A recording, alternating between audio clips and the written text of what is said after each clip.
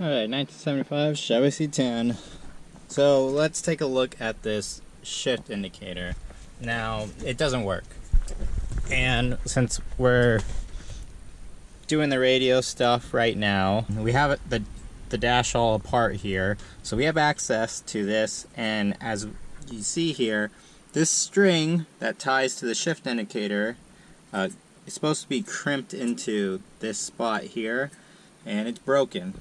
And it's broken pretty good because it's supposed to slide into place there and then go all the way down to here.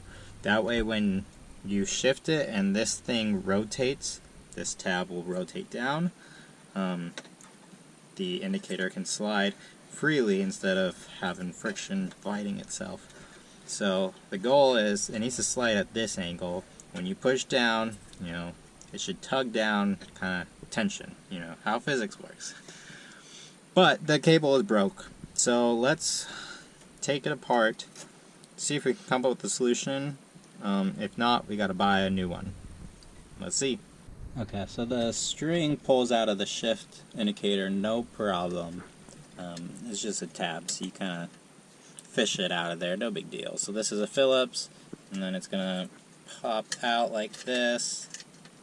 And now we have the metal tab here that we can work with. So my idea here is with this piece, this is a very thin piece of galvanized steel wire, or you could use fishing line, just something really thin.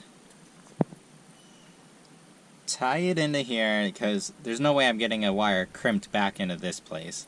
So if I tie it around here, it's going to tighten up. Maybe I need to drill a hole in it and tie it that way.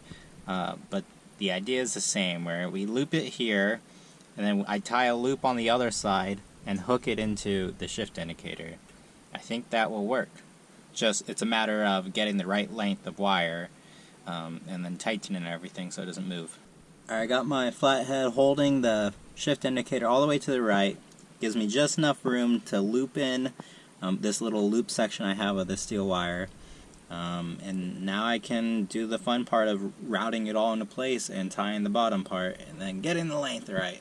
Alright, the wire is all in and the shift indicator is right at park. Let's see if this works.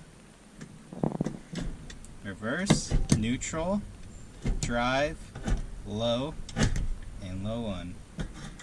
But can we go back up in gear?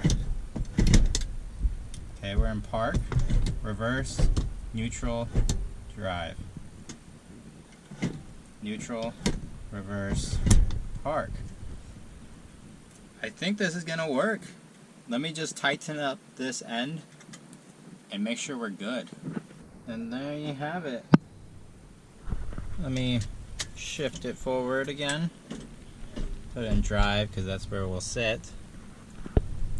You see the loop that we tied here is holding well. That's not going anywhere. And then it comes down here and we tied it around the bracket here. And that's holding well too. So I'm impressed. Now, because this is a steel wire, if you kink it, you know, your adjustment's going to be out of place. So this is one of those where set it and forget it. I'm noticing if I put it all the way in low and I shift up, it's slightly misaligned. It's, you know, it's really not that bad, but it's to the point where it will let you know what gear you're in. Before, I had no idea. But awesome, this works, and it was super cheap. This wire is super cheap, or fishing line, or any sort of wire you have. The factory one is like a cloth plastic style, so yeah, this worked, and easy fix. Thank you for watching. See you in the next one.